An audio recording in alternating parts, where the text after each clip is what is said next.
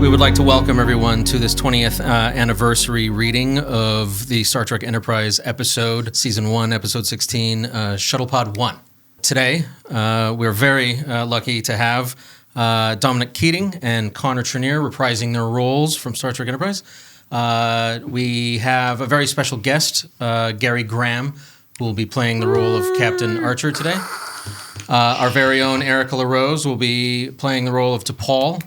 Our very own Aslan Berry will be reading for Hoshi, and I will be reading for Dr. Phlox and Ensign Mayweather. That should be interesting. Will we tell them apart? Well, we'll see. Would you guys like to say anything before we dive in? Gosh, 20 years, man. Yeah, it's an honor to kind of crack this open again, to be honest. It really is. Yeah.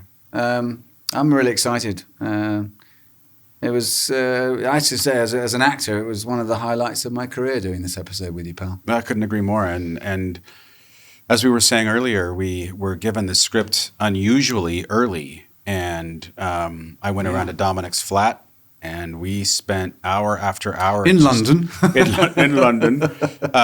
sort of just cracking this one open and seeing what we could do with it, and really showed up to set on point. We were. And the interesting thing to note about this episode, this is what's called the bottle show. They'd spent a boatload of money. This is about episode 15, 16 or something like that in the first season. Yeah. And this was meant to be the money saver. And then all of a sudden, I don't know what's changed, but Rick was very proud of this episode. I mean, another little anecdotal story. They were shooting Nemesis on stage 817 next door. Mm-hmm. Rick never came to set after that Broken Bow pilot 2 episode banger. We never saw him again. And then all of a sudden he shows up and he's got Sir Patrick Stewart by the hand. He's brought him over from the Nemesis set and he's leading him around this little Shuttlepod 2-hander in space between me and Connor. And he was just like a proud dad. Yeah. And and that's when he told me that he'd had my photo. He'd remember me from an audition from Voyager. And he'd had my photo on his desk for 2 years. Oh, my gosh. I know. Wow. And I'm like, yeah, kind of cool, dude. Yeah. Have you any idea? Me a card, but this was meant to be a saver. And all of a sudden, they got obsessed when we powered down the shuttle pod and they wanted to see our breaths. And back then, CGI was expensive. And suddenly this became, we were into a third of that stage 9. Wrapped around with a tarp and 6 industrial size cooler air conditioners. In between each take. Yeah. It was something. Packed with dry ice. We were drinking hot tea between takes. I mean, we barely got, 6 to 8 seconds into a take before they were just like, cut, can't see the breath. Well, thank God we had worked so hard to get these lines down because it would have been... Went a long way. It would have been not nearly as enjoyable had we really not done wouldn't. that. And, it was... I knew we'd... God, if I'm going to toot my horn, I tell you, the day after that show aired, I went onto set. I was the first up that next morning. And God bless, man. I mean, the cast and crew gave me a standing O as I stood up onto the bridge. They did? Yeah, they did. Never heard a word. Nothing. Now I feel, the burn. Oh, no. The burn. Nothing. Nothing at all. Oh, man, they brought me a cake and everything. Even Hoshi said hello. I didn't even get lunch that day. All right. Well, anyway, I'm really glad, Gary. I couldn't think of another person to come and read Archer if it wasn't himself, the man himself. God bless. Here's to Scott, because those years were joyous, as we all know. Right. Without him, it would have been a very different affair. And thanks to all of you for and thanks to all of you for joining us. We really appreciate it. Yeah, here's to the 20th for Shuttlepod One. Yeah. All right. Enterprise Shuttlepod One teaser. Fade in. Exterior shuttlepod at impulse. A group of large asteroids can be seen in the distance. Interior shuttlepod. Reed is at the helm. Trip is in the rear, working at an open panel, tinkering with various circuitry. As we'll learn, their sensors are down, and Reed is looking out the window. The captain said they'd be mapping this asteroid field, but I don't see heads and tails of them. Oh, maybe it's another asteroid field. No, it's this one. Yeah. 2 primaries, 17 planetesimals. Well, they weren't expecting us back for 2 days. Maybe they finished and went off to do something else. Oh, well, our sensor array down. We won't know when they get back until we see them. Any luck with the comm? Dead as a doornail. I don't understand it. No doubt you'll have your boys take this pod apart piece by piece once we're back in the launch bay. Well, I'd feel a lot more comfortable having everything in working order by the time Enterprise gets back. Yeah, well, tinker all you like, Commander. I've got a copy of Ulysses here. I doubt I'll be halfway through it by the time the ship gets back. Ulysses? I'd rather realign every microcircuit on this shuttle than try to wade through that baby. British schools have a core curriculum. It serves to provide a well-rounded education. Sometimes I think you North Americans read nothing but comic books and those ridiculous science fiction novels. I'll have you know that Superman was laced with metaphor. Subtext layered on subtext. Yeah, if only Dr. Cochrane had been European, the Vulcans would have been far less reticent to help us. But no, he had to be from Montana. Probably spent his nights reading about cowboys and engines. Yeah, I don't recall any Europeans figuring out how to build a warp engine. As they approach the asteroid, Reed sees something out the window. Commander? No Brits, no Italians, no Serbo-Croatians. Commander, I think you better take a look at this. Trip stands and moves to the helm, peers outside. Including the window, we can see the vast field of debris on an asteroid surface. Bring us in closer. Reed works. As the shuttle moves closer, we can now see that the asteroid is strewn with hundreds of unidentifiable metallic fragments. Closer, Malcolm. Exterior space, Shuttlepod. The Shuttlepod rolls to 90 degrees and makes a low pass over the debris field. Interior Shuttlepod, Trip and Reed are peering through the side of the window facing downward. Was it a ship? If the damn sensors were only working, we could bring us around again. Reed works the helm. Exterior asteroid surface. Debris all around. The Shuttlepod is approaching at low altitude in the same 90-degree altitude. Interior Shuttlepod. They watch out the window for a moment. Then... There. Slow down. Through the window, lying among the pieces of charred debris, we see a hull fragment with O1 written across it. The two men take this in, startled. Fade out. End of teaser. Fade in. Exterior, space, Enterprise, at warp. Interior ready room. Archer is at his desk. The door chimes. Come in. Hoshi enters. How's the Tesneers doing? Dr. Phlox can only keep 12 of them in the decon chamber at a time. How about the other, 22? He's rotating them. They seem to be doing fine on our atmosphere, but they need at least 6 hours of boron gas a day. He says we've got enough to get them home. Have you learned their language? Yes, sir. What did they have to say? They're pretty rattled. Most of them had been on that ship for years. It's a lot to digest. They lost everything. They're alive. Does the captain have any idea what happened? No, he feels terrible about the damage to Enterprise. He has no idea what went wrong. When they approached our docking port, they lost control of their sensor array, and then a few seconds later, their navigation system went down. Well, thank God their escape pods were working. I saw the wreckage on the asteroid. There wasn't much left. Archer to Mayweather, what's our ETA? We should reach Tesnia in about 40 hours, sir. Good work. That should have us back to the rendezvous coordinates well before Trip and Malcolm get here. Let's drop out of warp for a few minutes. I want to inspect the damage to our launch doors. Aye, sir. Archer to Paul. Yes, Captain? Meet me at the orbital inspection pod. Exterior space, Enterprise. The orbital inspection pod drops down out of a small auxiliary launch port, then slowly rises back to inspect the damage to Launch Bay 2. Who's in charge of engineering while Trip's away? Lieutenant Heth. Tell her to get a team working on a new starboard door for our Launch Bay 2. Exterior space, Enterprise. The inspection pod passes by the doors to Launch Bay 2, where we can see that a section of the hull has been sheared off. The letters NX are visible, but the O1 is gone. Everything else check out all right? Astrometrics detected what could be microsingularities in the vicinity of the asteroid field. Microsingularities are a Vulcan myth. That's no scientific evidence that they exist. Our deflectors registered some unusual charged particles at the same time the Tesnian ship began to malfunction. Any similar damage on Enterprise? No, but our hull plating was polarized. Microsingularities. If the Vulcans had their way, they'd blame them for the common cold. Off her look. Cut to Interior Shuttlepod One. Trip and Reed mid-conversation. How about the lifeboats? They could have launched the lifeboats before the crash. They'd be here. They only go 300 kph. They'd be right here waiting for us to return. Are we sure there are no survivors down there? Commander, we're going to have to figure out what to do. We can't just leave. That's Enterprise. We should at least find the black boxes. With what? We have no radio, nothing to pick up the beacons. What's the range on our distress beacon? It's offline. I'm talking about the portable one, the one away kit. 10 million kilometers, maybe 20, but I highly doubt there's a ship anywhere close to that. We've only got 10 days worth of breathable air. How far to Echo 3? At Impulse? A lot more than 10 days. Well, if we could get close enough for it to pick up our distress beacon, it'd relay the signal back to Starfleet. I'm afraid the math doesn't work out, Commander. It's still going to take our signal weeks, maybe months to reach Echo 3. By the time Starfleet got a ship out here, we'd be long dead. But at least they'd find us. They'd get their shuttle pod back, a couple of well-preserved corpses. Sir. Which way?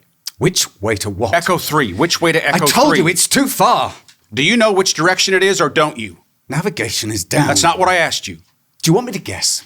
You come from a long line of Navy men, and you've got a real good memory. Look hard at those stars, find something that looks familiar, and tell me which way to go. Sir. That's an order. Reed hesitates and then sits at the front window, looks out at the stars. Trip folds his arms, immobile. A long beat as Reed stares. I don't suppose you've got a sextant handy? I left it with my slide rule. Reed keeps staring. Well? That blue giant, we may have gone by it, but I'm not sure. That's good enough for me.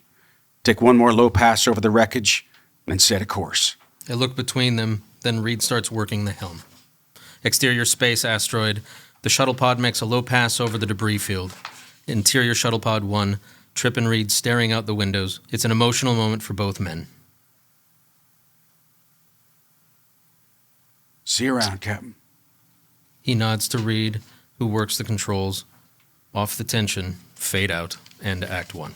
Act 2, fade in. Exterior space Shuttlepod 1 at Impulse. Personal log. Lieutenant Malcolm Reed. November 9th, 2151.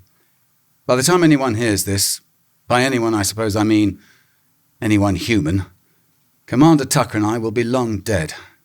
It's my intention to recount the events that led to the destruction of the Starship Enterprise, and to express my deepest feelings regarding my short but memorable service with Starfleet. Tell him I'd love to add my 2 cents, but I'm trying to get a little work done.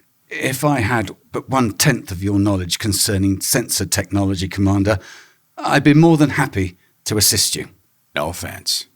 Go back to your log. If there's anything I need you to do, you'll be the first to know. Reed taps a button, and we hear a rewinding sound. He taps it again, and we hear... Short but memorable service with Starfleet. Reed taps a button again, continues with his log. In order to test the targeting scanners on Shuttlepod One, Commander Tucker and I had to get at least 20,000 kilometers from Enterprise.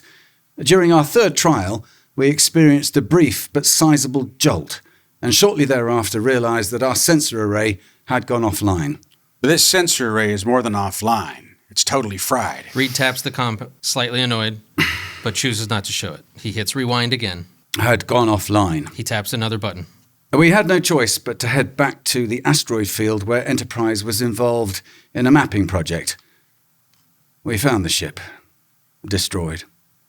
If debris strewn across a square kilometer of one of our larger asteroids, had our sensors been working, we certainly would have done everything possible to determine the cause of the disaster. But with only a short-range distress beacon and 10 days of air, we had no alternative but to set a course for Echo 3, where someday this log, and eventually this vessel, will be found. May God have mercy on our souls. Why don't you cut the crap and get back here and help me? What would you like me to do? I don't know. You can hold this flashlight, or you can turn down the heat, whatever you want. I'm just getting a little tired of listening to all your pessimism. If there's something you need me to do, I'll be happy to comply, but I'm afraid pessimism is not an accurate description of my log entry. I'm just being realistic, Commander. We've got 10 days. We're bound to find someone out here. At warp? Perhaps. But at Impulse? Vulcans, Klingons, Suliban, Xyrillians, Andorians. God knows who's going to be lurking around the next planet we run into. That's just it, sir. At Impulse, we won't be running into any planets, not for at least 6 or 7 years. Then somebody could run into us. You ever think of that? Or see us on their sensors? The possibilities are endless. I'll heat up some rations.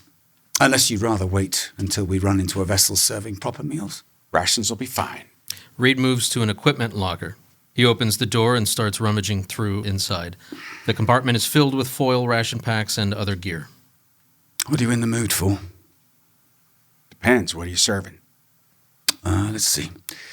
Veal marsala, Chilean sea bass, mugugai pan. Any meatloaf? Reed rolls his eyes and shuffles through the packets. He pulls one out. With gravy and mashed potatoes. Perfect. Reed pulls a packet out for himself, then sees a bottle of liquor. He examines it. Kentucky bourbon. Captain was planning to give that to somebody. Can't remember who. Guess it's ours now. Reed puts the bottle away, then places both ration packs into 2 slots in the galley console. He taps a control, and we hear the packets get perforated, hydrated, and then pulled into the device. After 5 seconds, a green light goes on, and Reed opens a compartment and removes the 2 rectangular plastic bowls of steaming food. He pulls forks, napkins out of a drawer, hands one bowl to Trip, and sits down next to him with the other. The 2 men begin to quietly eat. What's that? Sea bass. Any good? Oh, it's lovely. Thank you. As they eat, exterior space, Shuttlepod One at impulse. Interior Shuttlepod, hours later. The lights have been dimmed and Trip is lying on the rear deck in a small bunk that's been pulled out of the wall, covered with a blanket. As he tries to sleep, he can hear Reed in the background continuing with his logs. Captain Archer claims you told him you weren't even aware that I was serving on Enterprise. I find that difficult to believe, considering I wrote you twice in the weeks prior to our departure. Now, it is possible that you never received those letters. You were, I believe, in the process of moving back to Malaysia at the time. But you must have spoken to Aunt Sherry during that period, and, well, I know she received my letters. I would hate to go to my death thinking that either of you felt I was trying to avoid... Malcolm, you've been at it for hours now. Don't you think it's time to give it a rest? As I'm sure you heard, that was my esteemed colleague, Commander Charles Tucker. Mr. Tucker doesn't share my belief that it's essential to say what must be said, to leave a record, tie up loose ends. Mr. Tucker is labouring under the false hope that we are going to be miraculously rescued before we suffocate. Mr. and Mrs. Reed, I realize you've just begun a period of mourning and that I'll never get an answer to this question, but I gotta ask it anyway. Was Malcolm always this cynical? In a few days, when the reality of this situation sinks in, sir, you might very well decide to record some of your logs of your own. I assure you that I will not interrupt you. I just need to get some sleep, Malcolm. Is that so hard to understand? We have less than 9 days of oxygen left. It seems a little bit of a waste of time to use it sleeping. If I don't waste some oxygen sleeping, I'm going to start getting real cranky. And you don't want to spend the last 9 days cooped up with me when I'm cranky. So turn that thing off and get some rest. That's an order. A tense beat. Then Reed taps the comm control, turning it off. Satisfied, Trip moves back to his bunk. Fade to black. Fade in. Interior sickbay. Close on Reed as he opens his eyes. Reveal that he's lying in a biobed. Archer, Phlox, and T'Pol are looking down at him. Trip lies unconscious in the next biobed. We're back. Lie still, Lieutenant. Oh, what happened? You're a very brave man, Malcolm. Commander Tucker's gonna be fine, thanks to you. I'm afraid I don't understand. Get some rest. There'll be plenty of time to explain what happened in the morning. Archer and Phlox head for the door. As they exit, Reed realizes that T'Pol has stayed behind. Sub-Commander? How do you feel? I'd feel a whole lot better if I knew what was going on. Captain Archer would be quite annoyed with me if I told you about your heroics. I believe he's looking forward to doing that himself in the morning. Heroics? I had no idea you could be so selfless in the face of such danger. Most males of your species would have given into their fear. Well, since you're obviously not going to tell me what happened, I suppose a simple good night will have to do. T'Pol sits on the bed. Vulcans can never ignore courage. She lies her hand gently on his. And this Vulcan will never ignore Lieutenant Malcolm Reed again. Reed feels awkward, surprised, and turned on all at the same time. I can't say I've ever ignored you, T'Pol. Is it all right if I call you T'Pol? T'Pol is beginning to act off character, showing a hint of emotion toward Reed. Yes, it's all right. May I call you Malcolm? I suppose so. Though I have to admit I've never really liked the name Malcolm. Always seemed a bit stuffy to me. I think it's a lovely name. Malcolm is a Vulcan word for serenity. Well then, I suppose I won't change it. It's a pity. I was starting to grow fonder of the name Stinky. T'Pol smiles slightly at this joke. Reed is surprised. I can't believe you just did that. Did what? You smiled. I saw you. You smiled. Vulcans don't smile. Well, this one does. I saw you. You're mistaken. It was Stinky, wasn't it? You smiled when I said Stinky. T'Pol tries to stifle another smile, but she's only partially successful. Good morning, Stinky. It's a lovely day, isn't it? Stinky. T'Pol smiles. Reed smiles back. The silent moment charged. Reed takes her hand that's been touching his. T'Pol's face becomes serious as she slowly bends down to kiss him. Zit, zit. The sound of fritzing static breaks the mood. They react to the noise. What's that? Another burst of static, Wynn. I got the receiver working, but the transmitter's a lost cause. Cut 2, interior Shuttlepod 1. Trip is on the floor working on components. The static is coming through the pod's comm system. Who's Stinky? Reveal that Reed is lying in a bunk. He is just coming out of his dream. I beg your pardon? Yeah, you were talking in your sleep. Kept calling for some guy named Stinky. Reed sits up, gathering himself. We hear more crackling static. You repaired the receiver? What is that? Is it a ship? The range is very limited. It's probably just white noise. Sound of the galaxy laughing at us. A beat as they listen to the crackling static. Then, boom, the shuttle suddenly jolts. Both men react startled. What the hell was that? I don't know, but it felt a little like whatever knocked out the sensor array. Oh, we're losing atmosphere. Pressure's down 8%. Trip starts looking around the cabin, trying to isolate the hissing sound. Help me, we gotta find the hole. Without sensors, it's not going to be easy to isolate the breach. Then use your ears. Pressure's down 22%. The damn hole's too small. God, where is it? A sudden tense beat as they both try to figure out what to do. Suddenly, Trip gets an idea. He opens a panel in the ceiling and begins turning two large valves. The cabin begins to fill with vapor. What are you doing? It's nitrogen from the coolant tanks. Just give me a few seconds. Another long beat as the room fills with the spewing vapor. Then Trip seals the valves. Now, let's find the leak. They start to move slowly through the fog, searching. I've got it. It's over here. New angle. Reed is looking at a small section of the ceiling where the vapor is visibly being sucked out through a tiny opening no larger than a grain of rice. There's another one down here. Angle. Trip and his knees looking at another tiny opening where the vapor is escaping. Trip puts his finger over the hole. Put your finger on it until we figure out what to do. Reed places his finger over his hole. The hissing has now stopped. Both men have their fingers over holes, one on the ceiling and one on the floor, not sure what to do next. A long beat, then... We have to get some valve sealant in the storage bin there. We got anything any closer? Reed glances around. Do you mind passing me your meatloaf? What? I assume you finished. Trip looks at his tray on the floor, seen from earlier, which is only half finished and sitting on the floor next to the bed. He reaches out his leg to try to knock the tray in Reed's direction, careful not to take his finger off of his hole. It's a different stretch. Finally, he kicks the tray and it slips towards Reed, who stops it with his foot. He dips down his boot into the mashed potato and touches a bit of it onto his foot. He lifts up his leg and transfers the small amount of mashed potato onto his forefinger and smears it across the hole. Once content that the hole is sealed, he scoops another dollop of potato and kneels down to plug the hole in the floor. A moment of relief. And you came close to criticizing my choice of cuisine.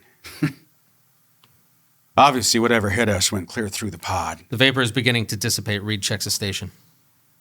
I'm afraid it did more than just puncture the cabin, sir. On its way out, it was kind enough to rupture one of the O2 cylinders. Great. How much closer are we to oblivion? We've got 2 days of air left. 3 at most. Off of Reed's fatalistic look, fade out, end of Act 2. Act 3, fade in, interior Shuttlepod 1. Reed is holding a high-tech container of sealant, using a small brush to seal a hole in the ceiling. Trip is on the floor, working on the components. The skin of this pod is designed to deflect a meteor 5 times the size of this hole. In that case, I guess it wasn't a meteor. I wonder if something like it destroyed Enterprise.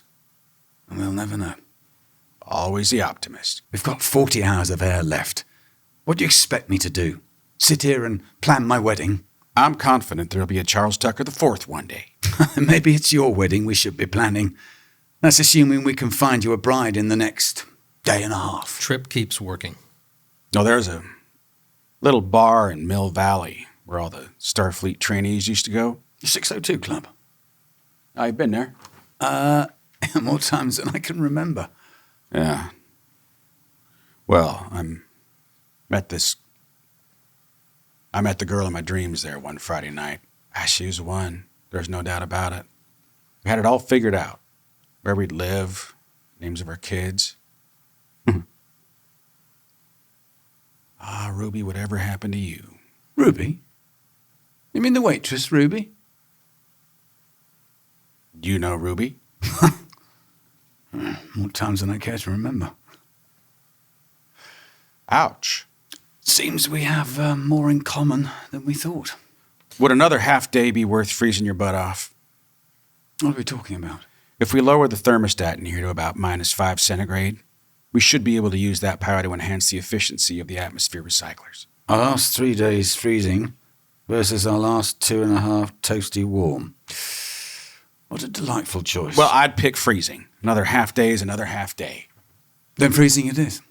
As Trip gets up to work a station, lowering the thermostat, Reed moves to the rear compartment, opens it, removes an electric razor and a small magnetic mirror. He places the mirror on a bulkhead and proceeds to start shaving. Trip watches him for a beat. And just, what are you doing? An officer, at his best, is always well groomed. Well, nice to see you're developing a more positive attitude.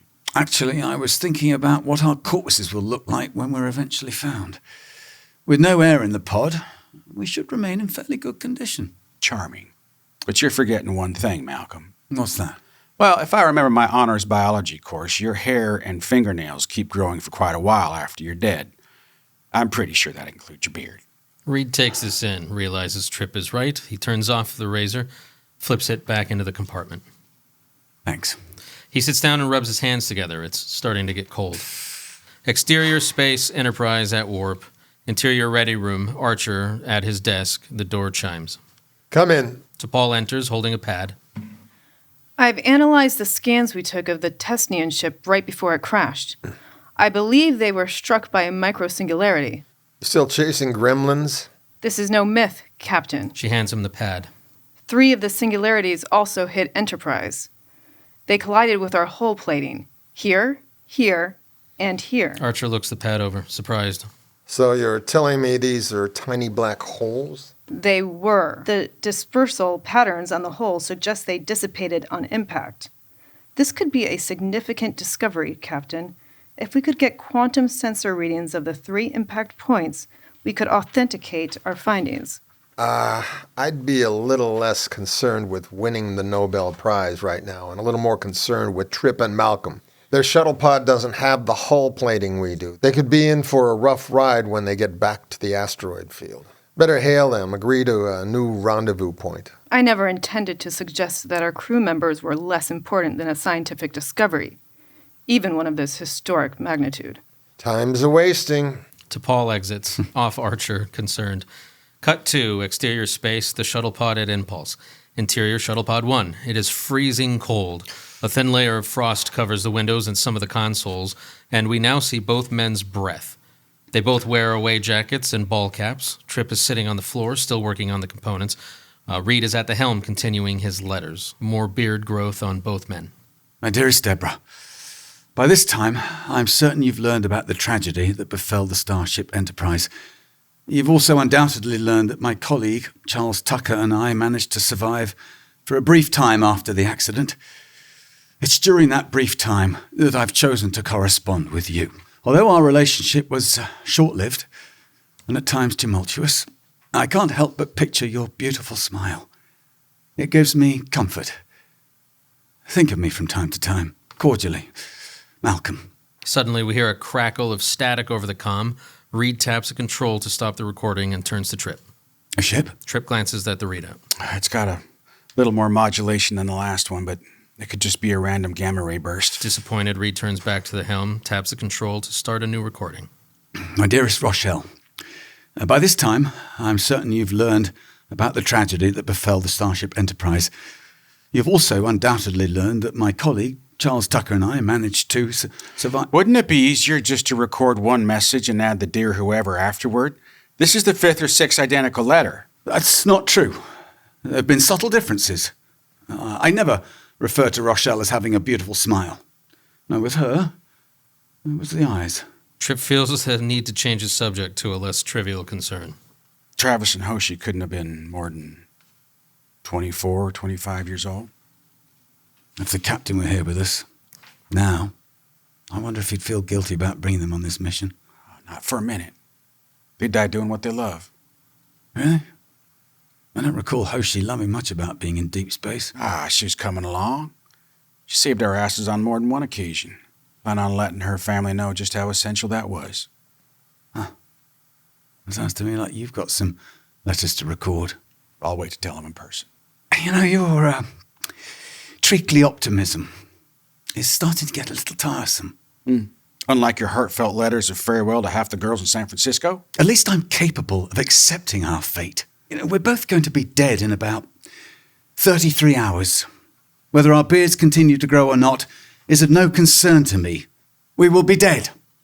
And unless some ship happens to cross our path, our bearded bodies will be discovered in about 3 or 4 years. Is that optimistic enough for you? What's your problem with having a little hope? What's your problem with facing the truth? Trip's getting fed up. He stands and moves to the locker where the rations are stored. You're a regular Grim Reaper, Malcolm. Anyone ever tell you that? Well, if this little trip is a death sentence, then it would seem to me we're entitled to a last meal. He opens the locker, his sarcasm starting to heat up. What'll it be? I'm afraid our selection will be somewhat limited. I'm not hungry. Well then, how about a drink? He pulls out the bottle of bourbon. I don't drink on duty. Are you serious? We're dead men, remember? As he pours 2 glasses of liquor. What's the matter, Lieutenant? Are you afraid the autopsy will show your blood alcohol level was too high to pilot a shuttle? He hands him a glass. Live a little. That's an order. As Reed reluctantly takes the glass, Trip pulls a small container of hydraulic fluid out of a compartment. He tears a little piece of insulation fabric from inside an open panel, then drops it into the container, creating a makeshift candle. He places the candle on the floor and lights it with a small plasma torch. You really think that's going to provide heat? The bourbon will provide the heat. Candles just for mood. He sits down next to Reed and raises his glass. To the brave men and women of the Starship Enterprise. Reed can't refuse the sentiment, so he reluctantly raises his glass and takes a sip. Trip downs his in one gulp. You know that's going to consume oxygen. You're right. We'll probably be dead 5 or 6 minutes earlier than we would have been. I can live with that. Anyway, it sounds to me that as far as you're concerned, the sooner the better. Is that really how you see me? The eternal pessimist? The Grim Reaper? I don't want to die. What makes you think I want to die? Because ever since we saw Enterprise spread across that asteroid, you've done nothing but write your own obituary. I lost nearly everyone I cared about on that ship. Those girls I talked about. Rochelle, Deborah, Caitlin.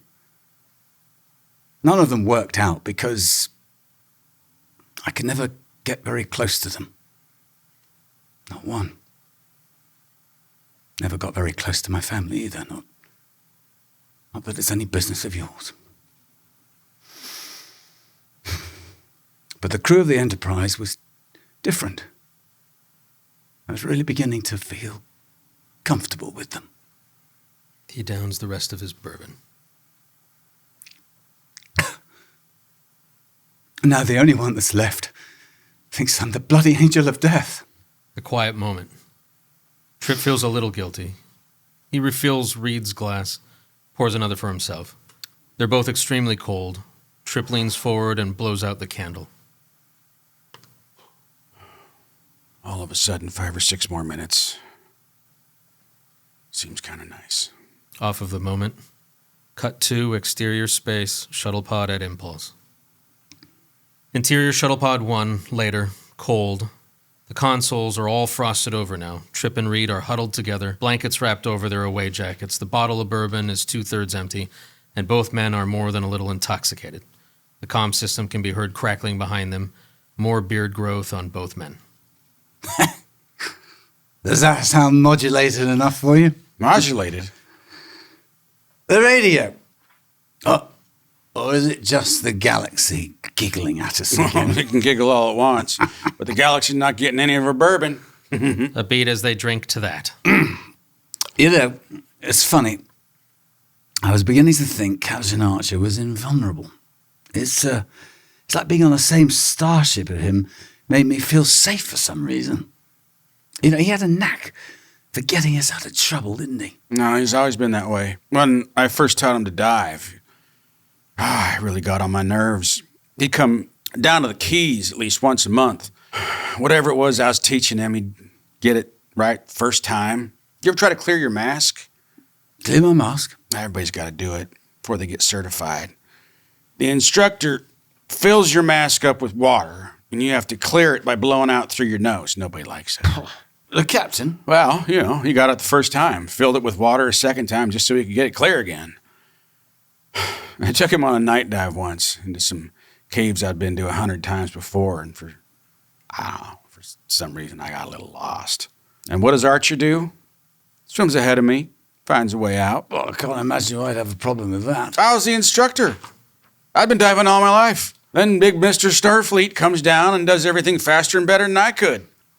And that's when I decided to introduce him to Waldo. Huh? Who was that? Green Morey. They said he was 30 years old, must have been, 2.5 meters long. So I took the captain down to Waldo's hole, told him there was some beautiful starfish inside. He reached in. I'll be damned if Waldo didn't take a hold of his forearm. Morey Hill? What, are you out of your mind? I was breaking just about every rule in the book, but he was wearing titanium mesh. I figured the worst thing that could happen would be that Waldo would scare him a little. I deserved to have the piss taken out of him. So? Oh, no such luck. He pulled Waldo clear out of the hole. Don't think I'd ever seen the Adiel's tail before. Found some, pressure point under its lower jaw, right about here. Waldo just let go, swam back into his hole. That must have been the last time you and the captain went diving together. See, that's the thing. I mean, he found it all funnier than I did. Took me out to dinner that night. Steaks, lobsters, Kentucky bourbon. A long, quiet moment goes by. Reed takes another sip of his whiskey, tries to change the subject. What do you think of T'Pol? You think she's pretty? T'Pol? You serious? She's a woman, you know. I think she's pretty. You've had too much to drink. Well, don't tell me you've never looked at her, you know, in that way. She's Vulcan. I think she's pretty. Oh, God. Do you ever notice her bum? What? Her bum. She's got an awfully nice bum. The comm crackles and crackles again. They ignore it, pour another drink. Trip raises his glass. To Sub-Commander T'Pol. Awfully nice bum. They drink. And then another burst of static. This time it catches their attention. They both turn toward the empty helm. The sound now continues unmistakable. Man-made elements. They exchange a look, and Trip slowly gets to his feet, freezing cold and a little wobbly. He makes his way to the helm, scrapes some frost off of the console with his hand, then starts working. The static begins to clear up. Before long, we can begin to hear what might be a faint, staticky sound of a voice. Reed gets up with difficulty and joins Trip. That's probably nothing, right? Oh, it's definitely not nothing. That means it's something. So what is it? Is it something? Or someone? Shh. Is it someone? If it's someone... Shh. Sorry. They listen, staticky voice starts to come through. Definitely someone. We have no way to respond, do we? Oh, it's like the plane flying over the desert island in a Lost at Sea movie. Malcolm. Sorry. Happy endings.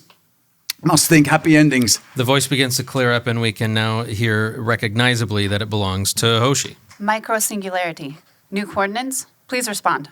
That's Hoshi. And that's impossible. Don't be so pessimistic, Commander. It's not impossible. It's Hoshi. Oh, they're okay. Enterprise is okay. It's Hoshi. Reed throws his arms around Trip as the crackling message repeats itself more clearly. Adjust your heading to new coordinates. Rendezvous in 2 days. Respond. Rendezvous, what a beautiful word. Trip breaks the embrace, a somber look on his face. What's wrong? We're still 2 days away. And we only have a little more than a day's air left. And no way to tell him to get here sooner. Off of the realization, we fade out. End of Act 3. Act 4, fade in, exterior space shuttle pod as it races by at high impulse. Interior Shuttlepod 1. Cold, tense. Reed is at the helm working. Trip is at the nearby workstation. They've both sobered up a little. Are you sure you got the coordinates right? Yes. Not that it matters. Lieutenant? They're probably traveling at what? Warp 2? Warp 3? Compared to them, we're like a garden snail. Where we go and how fast we get there is irrelevant. If I purge the CO2 filters, it'll give us a little more air. How much? I mean, an hour's worth? Making the calculation, dejected. Probably less. Oh, great. So when they reach us in 2 days, we'll have been out of air for 11 hours. You ever tried to hold your breath for 11 hours, sir? One train leaves New York at 3 a.m. heading west, while another leaves Chicago at 4:30 heading east. God, I can never figure those out. Enterprise is going to wonder why we haven't responded, right? And maybe they'll get concerned and increase their speed. Maybe. But if we really want to get them to high warp, we're going to have to attract their attention. Something a little more dramatic than not answering their hails. Can they see us on their sensors? 2 days away at warp 3, they can see us, but maybe not too clearly, but we should be a nice little blip onto Paul's viewer. And we've got to get that blip to tell them to pick up a little steam. What if we fired our weapons? Nearly a quarter of a light year away. Our plasma cannons have a range of less than 10 kilometers. It would all still just look like a little blip. It's going to take a lot more than that.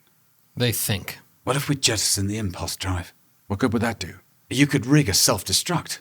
I imagine that would make quite an explosion. May even be big enough to make that blip do something odd. I can't blow up our engine. We'd be adrift, dead in space. What's the difference between that and traveling at a snail's pace? I'm an engineer. I won't blow up our only engine. Then I'll ask you again.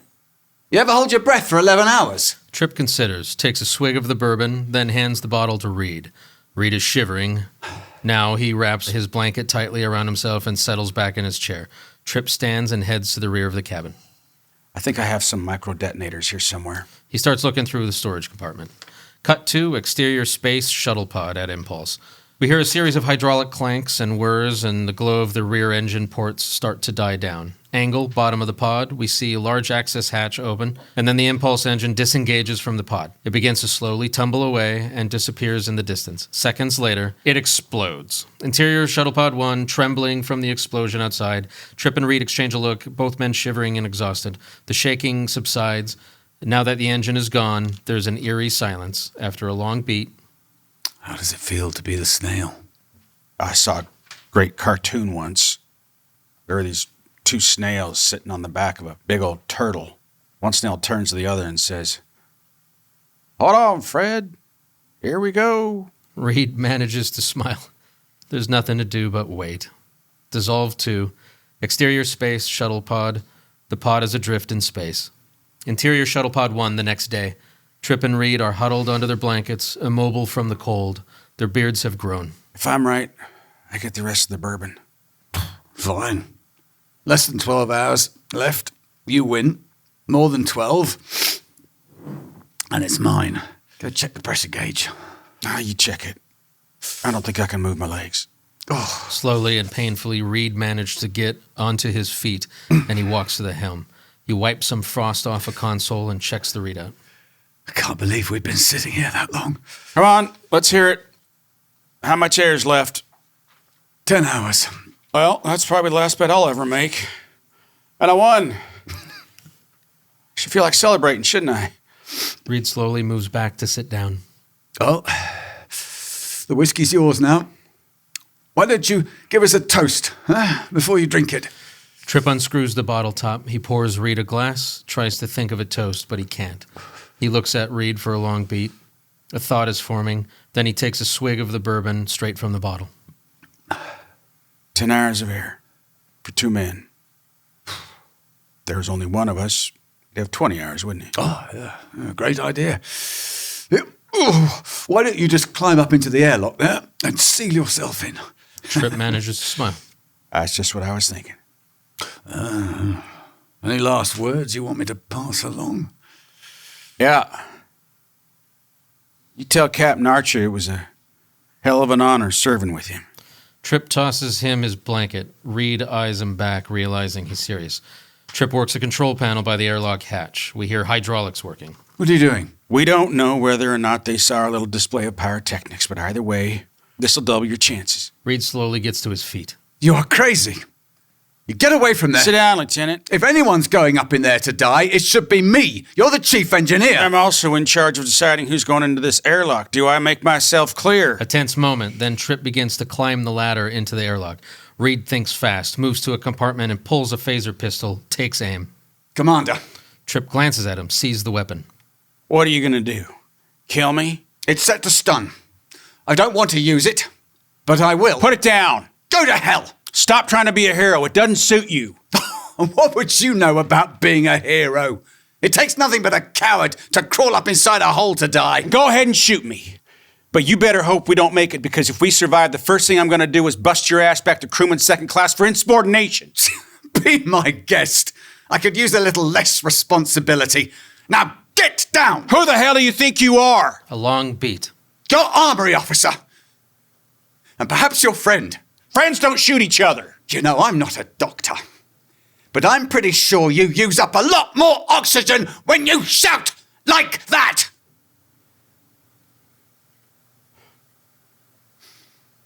So what are you saying? That you'd rather have Enterprise find the two of us dead in here? That's exactly what I'm saying. If there's one chance in 1,000 that they saw our impulse drive explode, that they increased their speed, and I'll take that chance. I've invested far too much time trying to figure you out, Mr. Tucker. I'm not about to accept that it was all for nothing. Reed slowly lowers his pistol, places it on the console.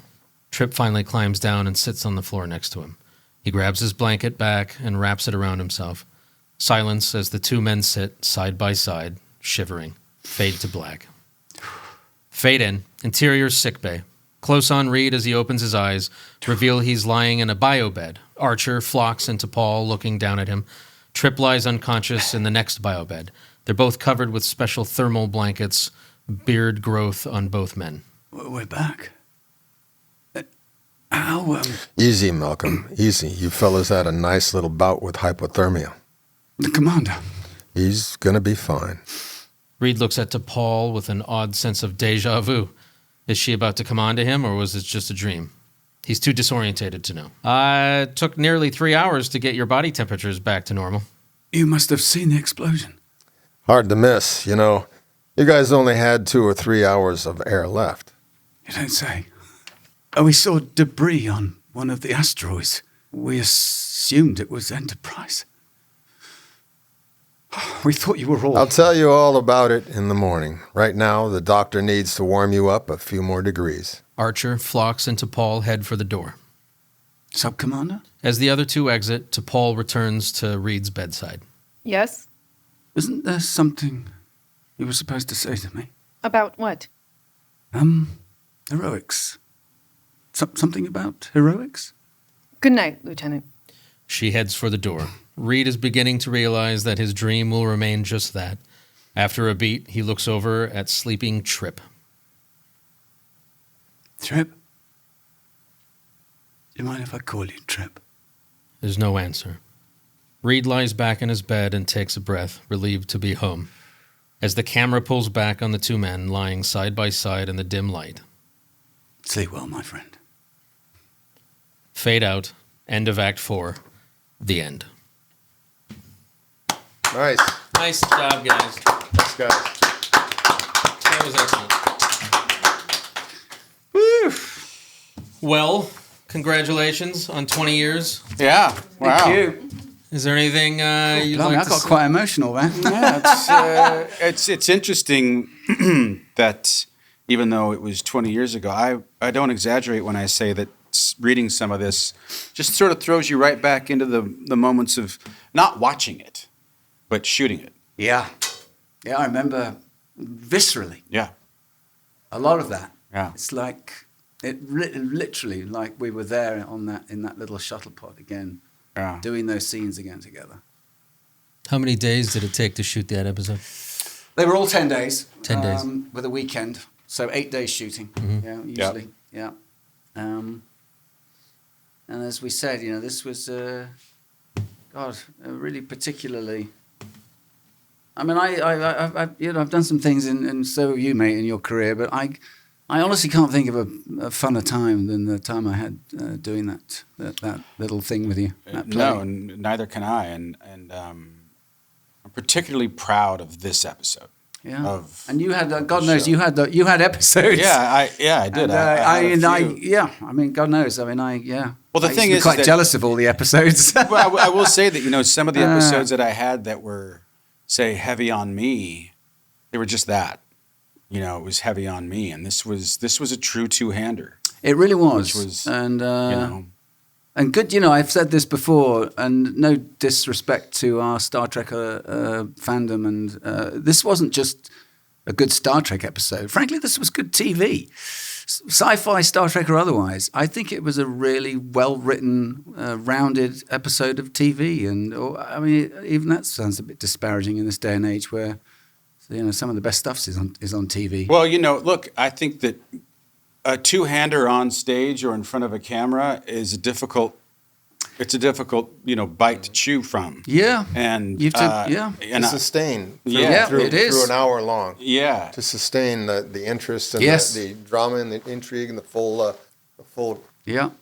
I hear that. Yeah. And you guys did it really well, and thank you, man. Rick and Brannon did a wonderful job of writing. They sure did, and let's not forget it's the foxhole thing. Two guys in a foxhole, and it's not looking good, and places your mind go. Yes. When it comes down to survival and thinking that the next few moments might be your last. You guys covered everything from soup to nuts in this episode. Really, bless you. That's a nice way of putting it. Well, what do they say? Nobody's an atheist in a foxhole. You address some things about yourself. Yeah. And let's not forget dear David Livingston, who directed this episode. Yes, he was a great captain for this. And as exacting as he could be with his camera moves, his eye, he had a great eye. And Well, there was so much crane work in it. Do you remember that? There was so much coming in and out with the camera movement because coordinating things. We couldn't go anywhere. We were in a bottle. Yeah, there we are. I mean, what could have he did exactly. There was a lot of movement in that episode in a tiny space. And tough for you guys to, with all that technical stuff going on, tough for you guys to pace yourself through the scene. A big, long, exaggerated crane shot, and you guys are working through your emotional connection. And something goes wrong, somebody bumps the crane or something, you have to go back and I'm just rewinding remembering all that whole dynamic. I remember how many times. Do you remember how many times we bumped our heads on the ceiling of that shuttle pod? I mean, literally black and blue at times. I mean, boom! Oh, Jesus! I don't believe it. It was. I'm sure. I don't know. It was a little wider than this table. Yeah, a little wide. Honestly, it's about from here to you. Yeah. Wow. Yeah. And you guys are still friends. Yeah. We're still friends. And I was gassy in them days. Oh, I've got a story. He was on some sort of special diet. To Paul, Jolene used to. I did one space shuttle sequence in that with Archer and to Paul, and they were forward, and I was back a few yards. We were going down to the Andorian thing, but they didn't cut it in half. It was absolutely sealed when they locked it up, with all sorts of camera angle, with lights and all that. So if you had to, life or death, you had to get out of the pod for any reason, it would take about 15 minutes for them to let you up. So when you had to go to the bathrooms, everybody, this is going to be sealed for about 4 hours. So Scott would look over at Jolene, and fucking Jolene, and she goes, she's giggling like that, and I go, what do you got? Ooh, yeah. That cat suit would just slightly inflate a little, like it would breathe, and then sink back to svelte. She thought that was so funny. She thought it was. You wouldn't think of it, little delicate. To Paul. He has a great Jolene fart story. Oh, Jesus. God, you're going to tell it. Yeah, quickly. We had just in the pilot episode, we're on that space station for the first time where the butterfly girls are doing their thing. And I had, the night before, I can't believe I'm telling this story. We had this, it was the Europe sales, wasn't it? Yeah, the sales for advertising in Europe and Asia. Yeah. And John Billingsley and his wife and and me and my girlfriend at the time. They threw a huge party for us at Paramount in that parking lot. They totally decked it out. It was a full-on thing, you know. And the four of us drank our share, and then at the end of the night, I knew that Paramount owned that liquor and thought that as an employee of Paramount that I could have some of it. Yeah. So I convinced John to grab 2 bottles from behind the bar, and I grabbed 2 bottles. They literally clanked out of there with overcoats on. Clink, clink, clink, clink. Hammered. Well, the next day, the shoot that we're doing is 7 floors down in this old sewage facility in Long Beach. I think it was still working. It was a working facility. Yeah. It was in Long Beach. Jolene made full measure of that. It was by the airport. I get there, and I am hung over like you can't imagine. So I make it through the day, and Jolene has to give me a ride home. Or gives me a ride home, and she just starts farting like her, as if she's all made of air. You know, and I'm just like, and she's like, I'm sorry, I'm gonna roll the window down. Are you okay? It must be the broccoli I'm having in my diet. And she was just laughing, and she rolled the window down, and some guy drove by in a convertible, and she was, I know, I'm hot. And I was just like, and I'd known her for about a hot minute. And we get back to my apartment, and I go to Ariana, and I'm like, do we have like some chamomile tea? I think something's wrong with Jolene. And she's like, I'd love some tea. Thank you very much. And, whoa, well. That was later on that day. You took a call from Rick Berman, I remember, and you thought that you were going to get busted for pinching that booze. Oh, I was petrified because Ariana said, you got a call from Rick Berman. And I was like, well, God damn it, I'm fired. Yeah. This opportunity of a lifetime, screwed it up by stealing booze, and I'm fired. The cameras caught us, whatever. So Rick, I call the office, and Rick gets on the phone, and he's like, hey, buddy. And I thought, okay, well, that's a good sign. And he says, listen, I was about to apologize and confess to everything. He goes, listen, so we're changing your name. Because at the time, my character was named Spike. Yeah. For the first week I was Spike, but there was another Spike he was Spike. on Angel. Yeah.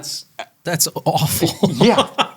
I was Spike Tucker. What's his name, that actor that played on James Buffy? James Masters. I've lost out to James Masters. And he was like, yeah, because there's 2 Spikes. We can have 2 Spikes. And I got a buddy whose son is 3rd, and they call him Trip. You're Trip now. And I was like, is that all you want to say, Mr. Berman? Nothing about Berman. He was like, yeah, buddy, see you tomorrow. And I was like, oh, okay. I'm still working. He let out a gentle fart himself. Well, I was going to read a couple of questions, but you know what? I think this is a perfect time to wrap this up. I'd really like to thank the both of you for the opportunity for all of us to make this happen. This is truly. Thank you. This is such a blast Thank for you, us. Gary, for coming on today. Honored to work with you guys again, man. Thank you. Really. Likewise. And thanks to all of you for checking it out, and I hope you enjoyed it. Yes. And we really enjoyed bringing it to you, and it'd be lovely to do other things like this. So we'll see how it goes. Yeah. And here goes Shuttlepod. Because right? this is it. This is right. We just launched. We just launched Shuttlepod. Yay. God bless. Yay. Right on.